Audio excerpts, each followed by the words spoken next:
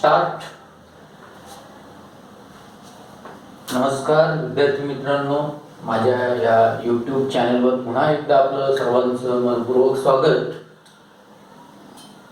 Electrical technology या ट्रेडसाठी आपण जे व्हिडिओ बनवत आहोत त्याच्यातले इलेक्ट्रिकल वायरिंग अर्थात एफए या विषयाचे आपण 3 धड्यांचे 3 पाठांचे व्हिडिओ केलेले आहेत.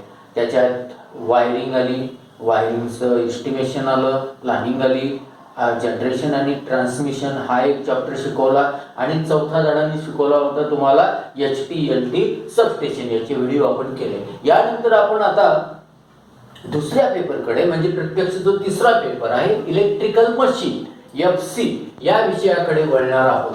या FC मध्ये एकूण तुम्हाला परीक्षेचं पॅटर्न माहिती असेल. 80 मार्क हे थेअरीसाठी आपल्याला असतात.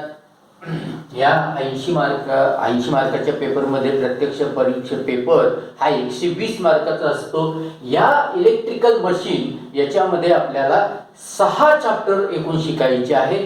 3 फेज पहिला चॅप्टर पहिला पार्ट 3 फेज ट्रान्सफॉर्मर, त्याच्यानंतर दुसरा part 3 phase induction motor, 3 phase तिसरा पार्ट 3 फेज इंडक्शन मोटर किंवा 3 फेज मोटरची वाइंडिंग, कंट्रोल सर्किट चौथा पार्ट, कंट्रोल सर्किट व रिले सर्किट पाचवा पार्ट, इलेक्ट्रिकल पंप्स आणि मोटर स्टार्ट सहावा जो चॅप्टर आहे मोटर स्टार्टर व रिले सर्किट. अशा एकूण 6 पाठांचा आपल्याला या ठिकाणी अभ्यास करायचा आहे. त्यातला पहिला पार्ट आपण शिकवतोय 3 फेज ट्रान्सफॉर्मर. 3 फेज ट्रान्सफॉर्मर हा एकूण 14 मार्काचा ऑप्शन सह 14 मार्काचा पार्ट आहे आणि कंपल्सरी प्रश्न याचे 12 मार्काचे आपल्या परीक्षेत समाविष्ट केलेले असतात. तर या शब्दावरच तुम्हाला जोर द्यावा लागेल. आपण मागच्या वर्षी जसं बघितलं सिंगल फेज ट्रान्सफॉर्मर एक्स काढलाय, अपॉस्ट्रोफी एस दिलाय आणि ER लिहिलाय. याचा अर्थ ट्रान्सफॉर्मर. ह्या ट्रान्सफॉर्मर मध्ये 2 शब्द आहे. ट्रान्सफॉर्मर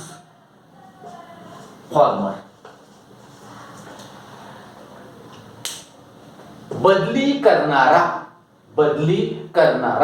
त्याला आपण म्हणतो ट्रान्स म्हणजे ट्रान्सफर, बदली. फॉर्मर म्हणजे करणारा, जो बदल घडवून आणतो त्याला आपण ट्रान्सफॉर्मर असं म्हणतो. पण एवढी व्याख्या सफिशियंट नाही. हा कशात बदल घडवून आणतो तर ट्रान्सफॉर्मर म्हणजे काय हे आपण मागच्या वर्षी सिंगल फेज ट्रान्सफॉर्मर मध्ये मी तुम्हाला सांगितलं होतं.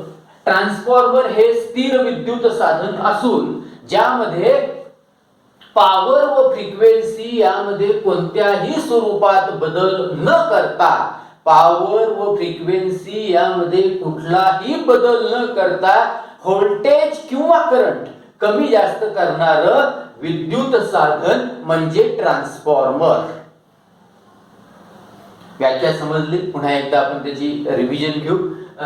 ट्रान्सफॉर्मर हे एक स्थिर विद्युत साधन असून पॉवर व फ्रिक्वेन्सी यामध्ये कुठलाही बदल न करता व्होल्टेज किंवा करंट कमी किंवा जास्त करणाऱ्या साधनास ट्रान्सफॉर्मर असे म्हणतात. म्हणजे जे साधन व्होल्टेज मध्ये, करंट मध्ये, पॉवर फ्रिक्वेन्सी मध्ये कोणताही बदल करत नाही थेरॉटिकली त्याला आपण ट्रान्सफॉर्मर असे म्हणतो. म्हणून ट्रान्सफॉर्मर बदली करणारा. मग काय बदलतो ट्रान्सफॉर्मर? व्होल्टेजची लेवल बदलतो, व्होल्टेजची पातळी बदलतो. ही झाली ट्रान्सफॉर्मरची पहिली महत्वाची व्याख्या.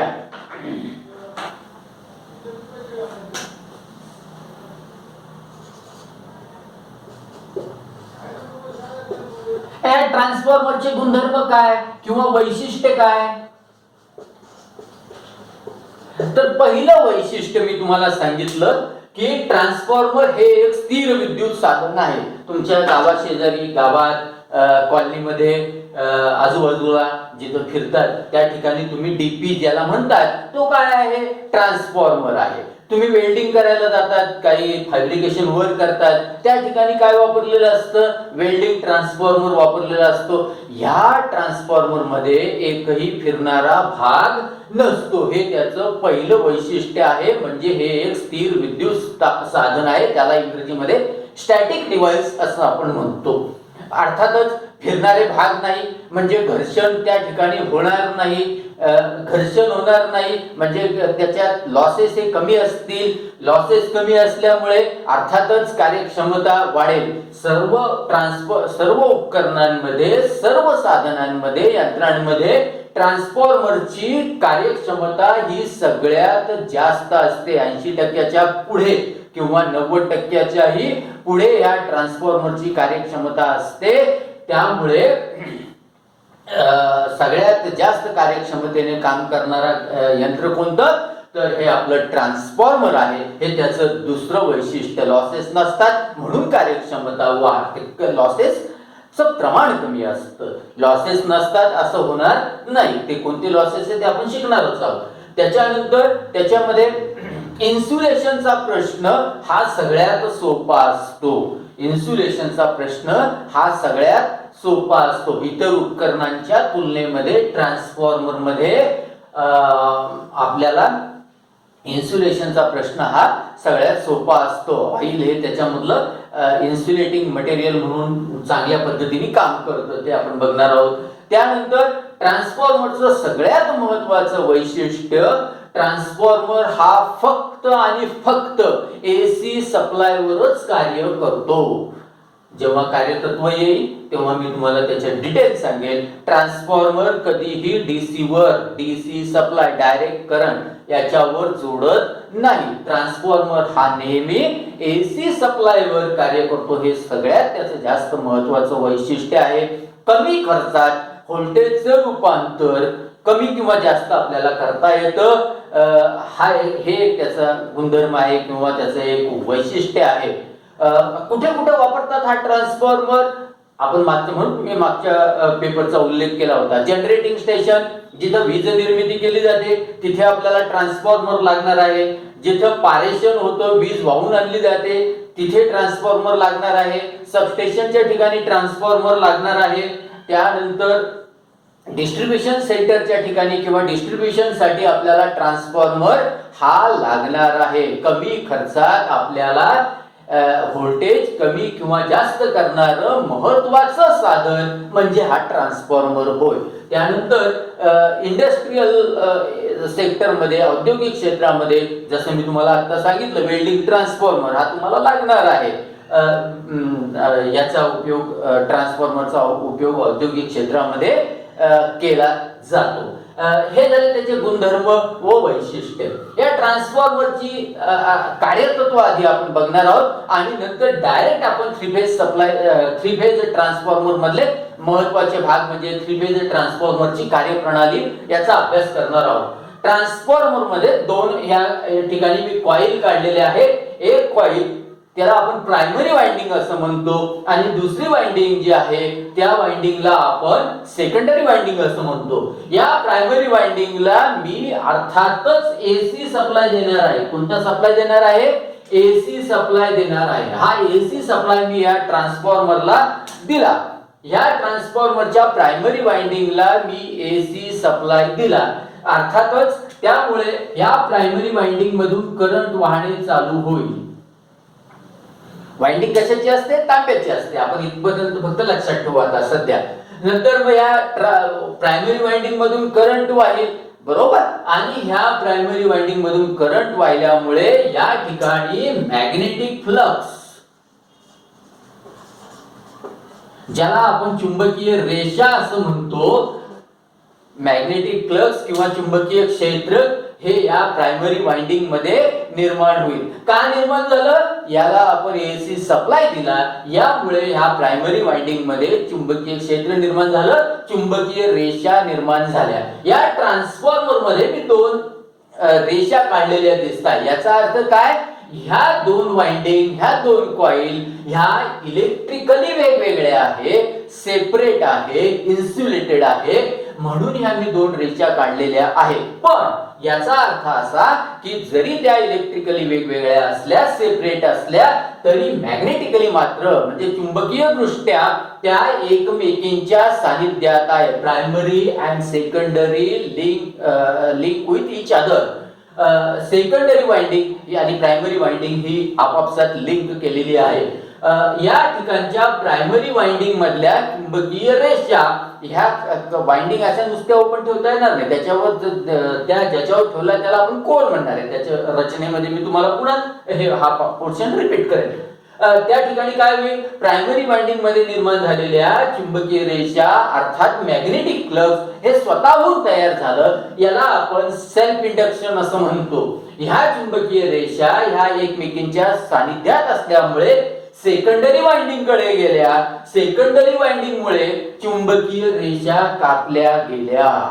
सेकंडरी वाइंडिंग मध्ये जेव्हा चुंबकीय रेषा जातात तेव्हा त्या चुंबकीय रेषा कापल्या जातात आणि त्या ठिकाणी आपल्याला फॅराडेचा विद्युत चुंबकाचा नियम आठवणं अतिशय महत्त्वाचं आहे. ते जे दोन विद्युत चुंबकासंबंधीचे नियम आहेत फॅराडेचे, त्याच्यातला पहिला नियम आहे, जेव्हा एखादा कंडक्टर म्हणजे ज्याच्यातून करंट वाहतो चुंबकीय रेषांमध्ये बदल घडून आणतो. आधी चुंबकीय रेषा शून्य होता, सप्लाय दिल्यावर करंट निर्माण झालं, नंतर चुंबकीय रेषा निर्माण झाल्या. चुंबकीय रेषांमध्ये बदल घडून आणतो किंवा चुंबकीय रेषा कापतो. सेकंडरी मध्ये या ठिकाणी कापल्या गेल्या आहेत. चुंबकीय रेषा कापतो तेव्हा त्यामध्ये विजेचा दाब निर्माण होतो. इलेक्ट्रोमोटिव्ह फोर्स EMF असं आपण त्याला म्हणतो. या पद्धतीने हा झाला फॅराडेचा पहिला नियम. आणि निर्माण होणार दुसरा नियम त्याच्यातला, हा दाब किती निर्माण झाला, हे EMF किती निर्माण झालं, तर E म्हणजे EMF is directly proportional to rate of change of flux. म्हणजे विद्युत चुंबकीय जेवढ्या चुंबकीय रेषा जास्त कापल्या गेल्या तेवढा विजेचा दाब जास्त निर्माण झाला. जेवढ्या कमी चुंबकीय रेषा कापल्या गेल्या तेवढा विजेचा दाब कमी निर्माण झाला. थोडक्यात कोणताही ट्रान्सफॉर्मर सिंगल फेज और 3 फेज, मग त्याच्यातले वेगवेगळे प्रकार याचं आपण वर्गीकरण करणार आहोत. हा ट्रान्सफॉर्मर फॅराडेच्या विद्युत चुंबकाच्या नियमानुसार, म्युच्युअल इंडक्शनच्या नियमानुसार कार्य करतो. जे कार्य सिंगल फेज ट्रान्सफॉर्मरचं आहे कार्यतत्व, तेच कार्यतत्व 3 फेज ट्रान्सफॉर्मरचं असतं. या ठिकाणी फक्त फरक एकच असतो. 3 फेज ट्रान्सफॉर्मर मध्ये 3 वेगळे व्होल्टेज व वेगळे करंट आपल्याला मिळतात, ज्याच्यामध्ये 120 डिग्रीचा फेज डिफरन्स हा असतो. किती डिग्रीचा, 120 डिग्रीचा फेज डिफरन्स असतो. आपल्याला ह्या 3 फेज ट्रान्सफॉर्मर तयार करण्यासाठी साधी गोष्ट आहे. सिंगल फेज ट्रान्सफॉर्मरचे मी 3 युनिट एकत्र जोडले, त्याच्यापासून झाला 3 फेज ट्रान्सफॉर्मर. फेज तुम्हाला माहिती आहे, R फेज, Y फेज आणि B phase. R for red, Y for yellow, B for blue. ह्या 3 सिंगल फेज ट्रान्सफॉर्मरचं एकत्रीकरण करून आपल्याला 3 फेज ट्रान्सफॉर्मर बनवता येतो. दुसरी पद्धत असते, एकाच युनिट वर 3 प्रायमरी वाइंडिंग आणि सेकंडरी वाइंडिंग एका कोर वर आपण करून 3 फेज कनेक्शन त्या ठिकाणी करतो.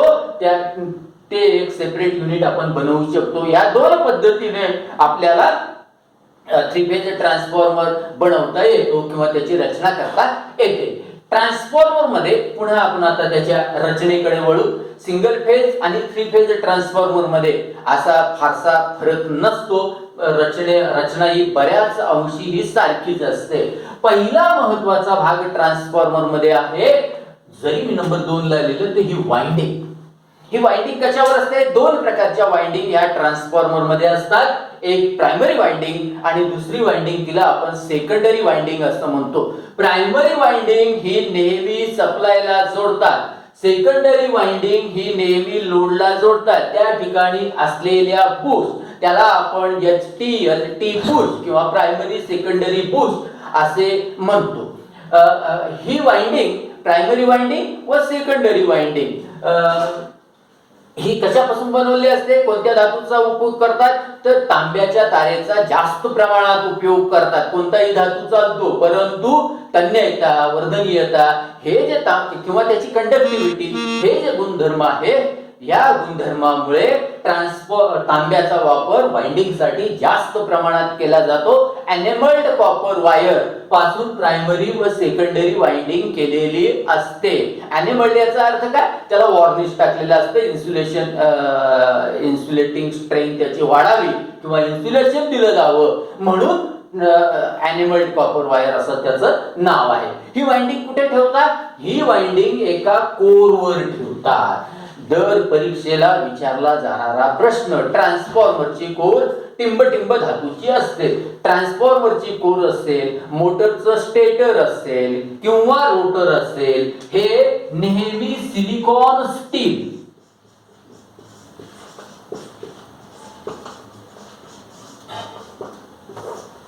या मिश्र धातूपासून, याच्यामध्ये 5% सिलिकॉन असतं आणि 95% हे लोखंड असतं. सिलिकॉन स्टील या धातूपासून ट्रान्सफॉर्मरची कोर बनवतात.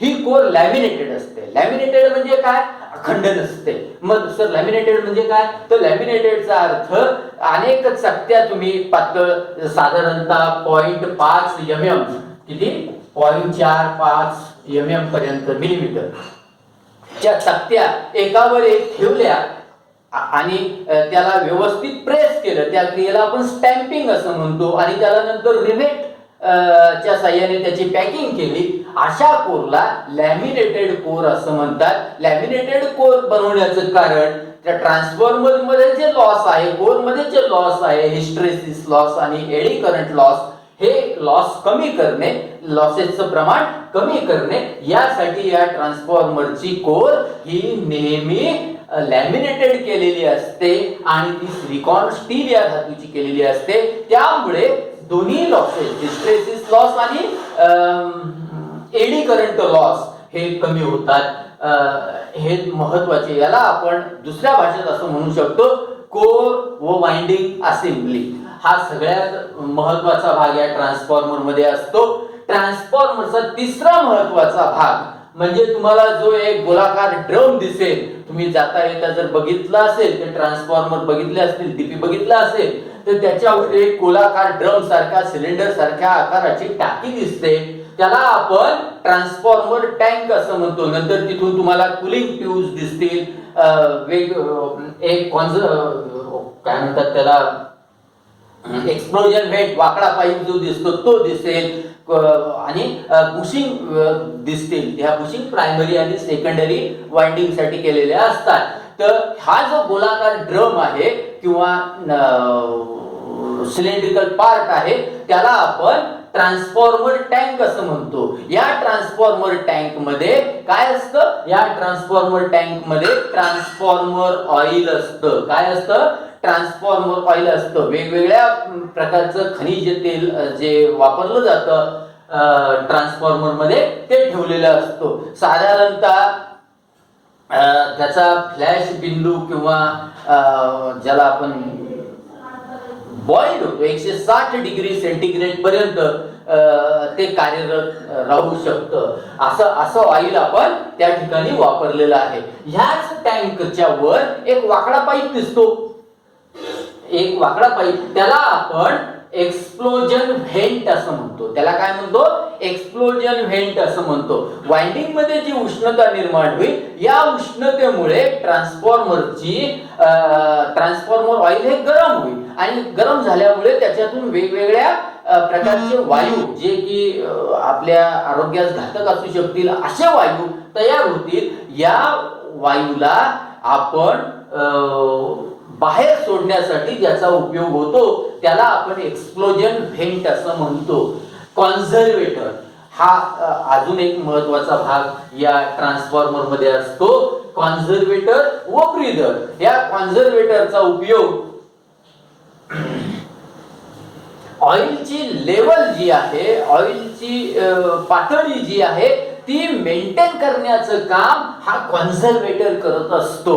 ह्या कॉन्झर्वेटर मध्ये, ह्या कॉन्झर्वेटरचं महत्वाचं काम म्हणजे ऑइल ट्रान्सफॉर्मर टाकीमधल्या ऑइलची लेवल मेंटेन करणे हे आहे. तर ब्रीदर हे सिलिका जेल, जर तुम्ही ते जिभेवर ठेवलं तर तुमची जीभ कोरडी पडेल. अशा निळ्या रंगाचे खडे त्या ऑइल टँक मध्ये टाकलेले असतात. कशासाठी टाकलेले असतात सर हे?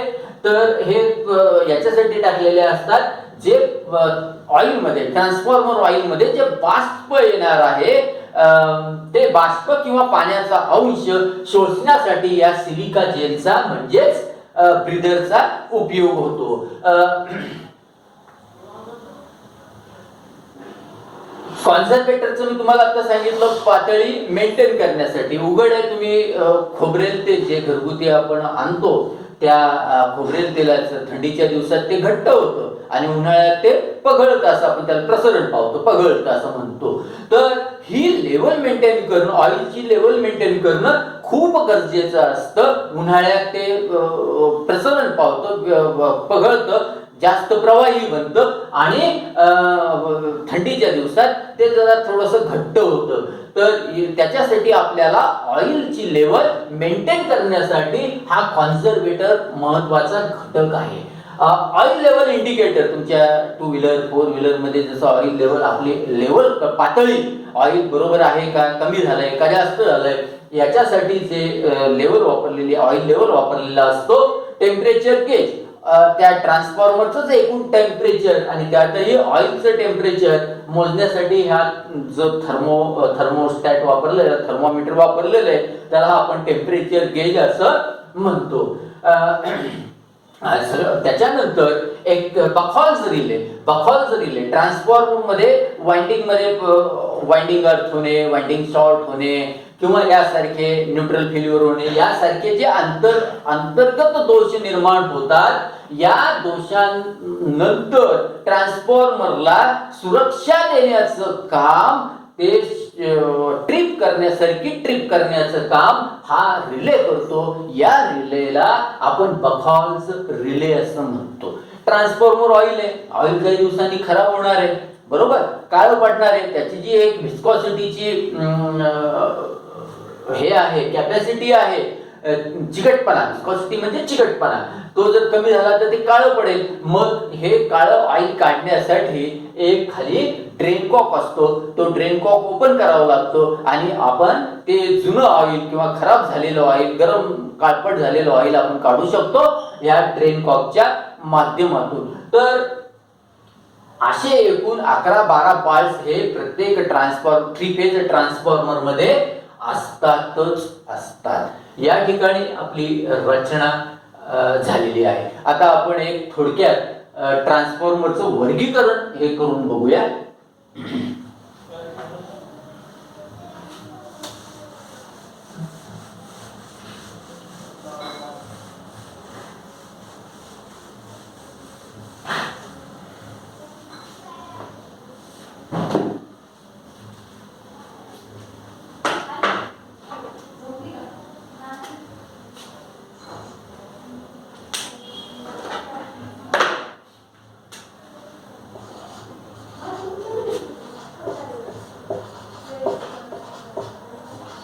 ट्रान्सफॉर्मरच्या रचनेनुसार 3 प्रकार पडतात. एक कोर टाइप ट्रान्सफॉर्मर आणि दुसरा shell type transformer.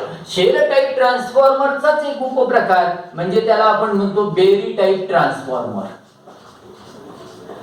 Core type transformer या ठिकाणी तुम्हाला एक उदाहरण म्हणून मी सांगतो. या ठिकाणी ही तुमची ट्रान्सफॉर्मरची कोर आहे असं गृहीत धरा. या ठिकाणी मी वाइंडिंग केली, या ठिकाणी वाइंडिंग केली, बरोबर. एका बाजूला आपण सप्लाय दिला, ती झाली प्रायमरी वाइंडिंग. बाहेरून वाइंडिंग केलेली आहे. ज्या ट्रान्सफॉर्मर मध्ये कोर आतमध्ये दिसते व वाइंडिंग बाहेर दिसते त्या ट्रान्सफॉर्मरला कोर टाइप ट्रान्सफॉर्मर असं म्हणतात. कोर ही चौकोनी आकाराची असू शकते, ई आकाराची, कॅपिटल इंग्रजी ई आकाराची असते, आय आकाराची असू शकते. त्याच्यापासून ही त्या सिलिकॉन स्टीलची ही कोर बनवलेली असते. याला इन्सुलेशन साठी कोर टाइप ट्रान्सफॉर्मरला भरपूर जागा उपलब्ध असते. त्याच्यानंतर ते इन्सुलेशन चांगलं खेळती हवा राहावी याच्यासाठी त्या ट्रान्सफॉर्मर मध्ये डक्ट्स ठेवले असतात.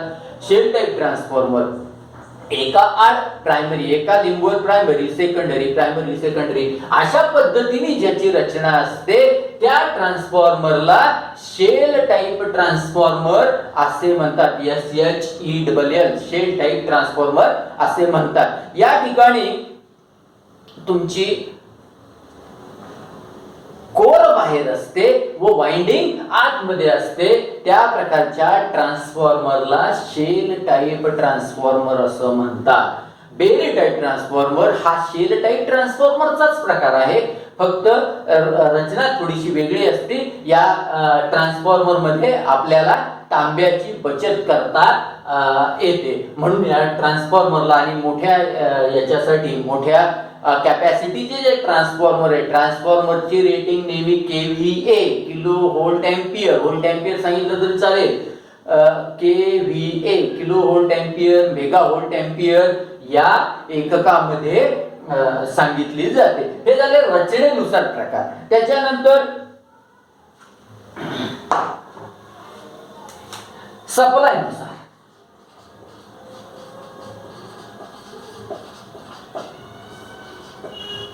कृपा करून DC सांगू नका. सिंगल फेज ट्रान्सफॉर्मर,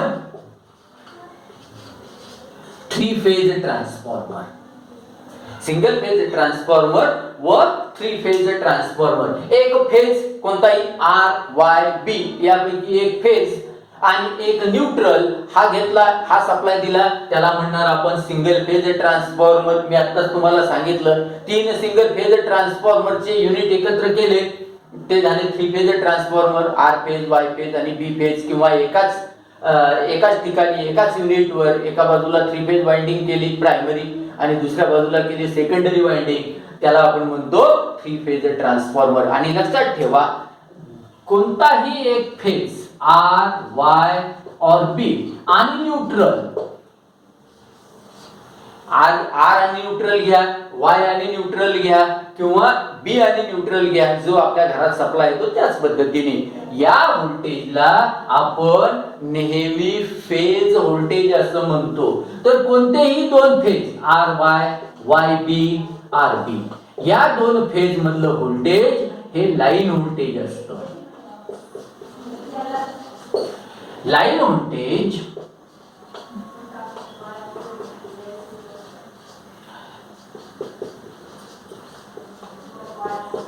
वर्गमुळात 3 गुणिले फेज व्होल्टेज